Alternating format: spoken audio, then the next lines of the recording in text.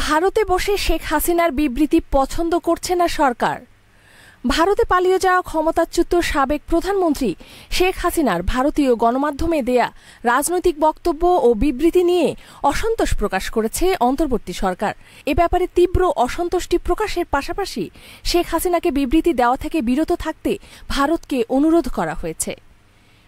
সাংবাদিকরা এ বিষয়ে জানতে চাইলে তৌফিক হাসান বলেন, তিনি শেখ হাসিনা ভারতীয় গণমাধ্যমে যেভাবে বক্তব্য বিবৃতি দিচ্ছেন তা পছন্দ করছে না অন্তর্বর্তীকালীন সরকার। বাংলাদেশের তরফ থেকে অসন্তোষ জানানো হয়েছে ভারত সরকারকে। অনুরোধ করা হয়েছে শেখ হাসিনা যেন ভারতে বসে কোনো বক্তৃতা বা বিবৃতি থেকে বিরত থাকেন। তবে ভারত থেকে কোনো উত্তর পায়নি বাংলাদেশ।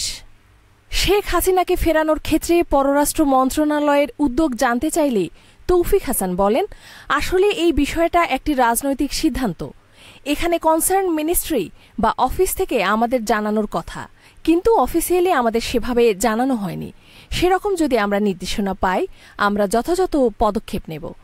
সাবেক প্রধানমন্ত্রী ছাড়াও ভারতে কতজন বাংলাদেশি পালিয়ে গেছেন আর তাদের সংখ্যা সরকার জানে কিনা এমন প্রশ্নে মুখপাত্র বলেন, সত্যিকার অর্থে এ ধরনের কোনো পরিসংখ্যান এই মুহূর্তে আমাদের কাছে নেই। প্রসঙ্গত, গত ৫ আগস্ট ছাত্র জনতার আন্দোলনের মুখে প্রধানমন্ত্রীর পদ থেকে পদত্যাগ করে দেশ ছাড়েন শেখ হাসিনা। তিনি বর্তমানে দিল্লিতে অবস্থান করছেন। সরকার ক্ষমতাচ্যুত হওয়ার পর শেখ হাসিনার নামে দেশে বিভিন্ন স্থানে শতাধিক হত্যা মামলা হয়েছে। এছাড়া আন্তর্জাতিক অপরাধ ট্রাইব্যুনালেও তার বিরুদ্ধে অনেকগুলো হত্যা ও গুমের অভিযোগ করা হয়েছে। এসব অভিযোগের প্রেক্ষিতে শেখ হাসিনার নামে গ্রেফতারি পরোয়ানা জারি করেছে ট্রাইব্যুনাল। ইফফাত আরা খান, ডেস্ক রিপোর্ট, এই সময় টিভি, ঢাকা।